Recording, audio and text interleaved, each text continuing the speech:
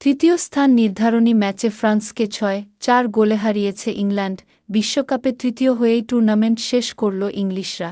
এই ম্যাচ নিয়ে দুই দলের কারও তেমন আগ্রহ ছিল না। ফ্রান্স কোচ দিদিয়ে দেশ নিজেই সেটা স্বীকার করেছিলেন। সেমিফাইনালে হেরে বিশ্বকাপ জয়ের স্বপ্ন ভাঙার পরই এই ম্যাচে নামতে হয় দলগুলোকে। তবে মাঠের লড়াইয়ে আগ্রহের কোনো কমতি দেখা যায়নি। ম্যাচ শুরুর মাত্র ২.৫ মিনিটের মাথায় এগিয়ে যায় ইংল্যান্ড। ফ্রান্সের দেজিরে দুয়ের কাছ থেকে বল কেড়ে নিয়ে আক্রমণে ওঠেন ডেকলান রাইস। তার শট গিয়ে জড়ায় জালে। এরপর একটা গোল অফসাইডের কারণে বাতিল হয় সাকার। তবে বেশিক্ষণ অপেক্ষা করতে হয়নি ইংল্যান্ডকে। ১৭ মিনিটে কর্নার থেকে হেডে দ্বিতীয় গোল করেন এজরি কনসা। ৩৭ মিনিটে তৃতীয় গোল হজম করে ফ্রান্স। মার্কাস রাশফোর্ডের শট প্রথমে ঠেকিয়ে দেন গোলরক্ষক মাইক মেনিয়া, কিন্তু ফিরতি বলে গোল করেন সাকা। প্রথমার্ধ শেষ হওয়ার আগেই চতুর্থ গোল হজম করে ফ্রান্স। মাঝমাঠ থেকে বাড়ানো একটা সাধারণ পাস ফরাসি দুই ডিফেন্ডারের ফাঁক গোলে পৌঁছে যায় সাকার কাছে।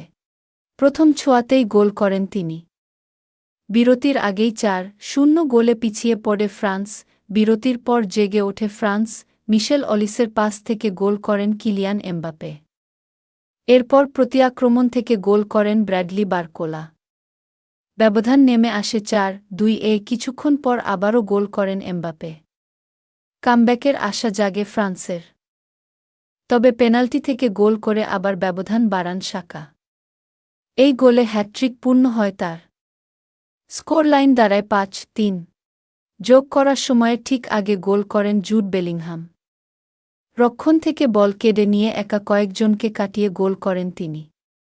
ইংল্যান্ড এগিয়ে যায় ৬-৩ গোলে। যোগ করার সময়ের ৬ষ্ঠ মিনিটে আরেকটি গোল করে ফ্রান্স। উপামেকানোর পাস থেকে গোল করেন উসমান দেমবেলে। তবে শেষ পর্যন্ত ৬-৪ ব্যবধানেই শেষ হয় ম্যাচ। তৃতীয় হয়ে বিশ্বকাপ শেষ করে ইংল্যান্ড এখন অপেক্ষা ফাইনালের।